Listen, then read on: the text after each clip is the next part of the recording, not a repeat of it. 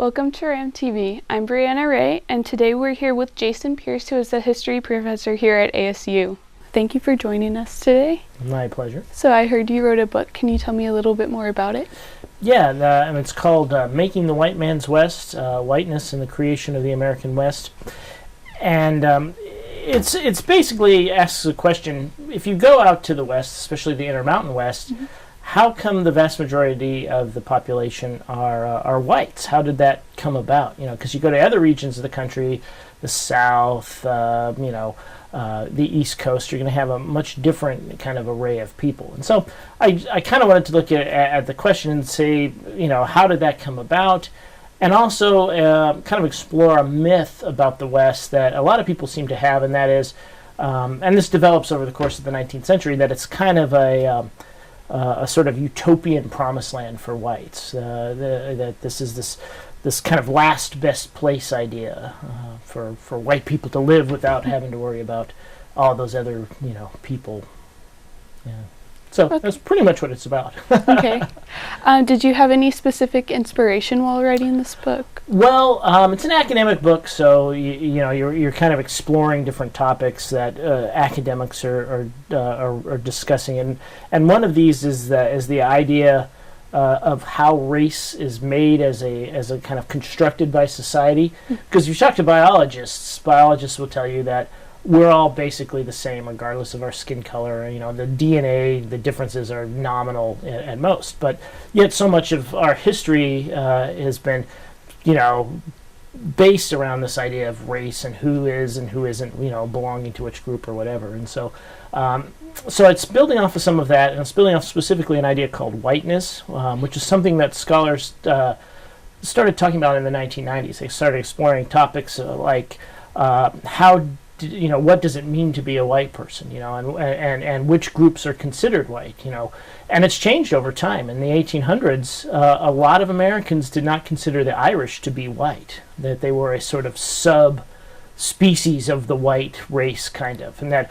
true white people were like, Englishmen and Germans and all those kinds of people. And so the Irish had to actually convince people in the United States that they were in fact white, and this was a big issue because to be a citizen, you had to be white. So if they were considered not white, you couldn't vote or do any of those sorts of things. So it's kind of a big deal. Okay. Yeah. Okay. So is this your first official book, then? First book, yes. This was based on my dissertation, and so when you finish a dissertation, then the next step is to sort of turn it into a book, and then that's a kind of long, drawn-out process. I actually added several chapters to this that weren't in my dissertation, and then you just kind of make it sound more book-like and less dissertation-like, which is usually, you try to make it somewhat less boring, just a little bit less boring. Okay, okay. Do you think there's going to be a sequel, and what would it be about? Well, I end the book in 1924, and the reason for that is the United States passes a really important Immigration Act in 1924 that basically sets up racial and ethnic quotas. So if you're from Northern Europe, you can come to the United States no problem. If you're from Southern Europe, like Italy, if you're from Eastern Europe, like Poland, we're going to let some of those people in, but not too many. And then if you're not European, you don't get in at all. And so it was a real kind of important decision. At the same time, they also finally brought in all Native American people, so all American Indian people could vote. And so it's an interesting year for defining what happens in America. So I've given some thought, I don't know if I will, to picking up the story in 1924 and carrying it forward to modern times. Okay. So where can people buy your book from? It's available on Amazon.com, Barnes & Noble.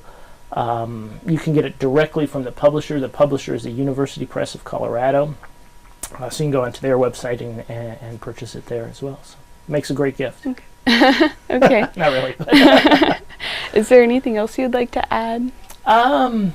No, I mean, it's an interesting experience. It's fun to write a book. It's fun to do the research.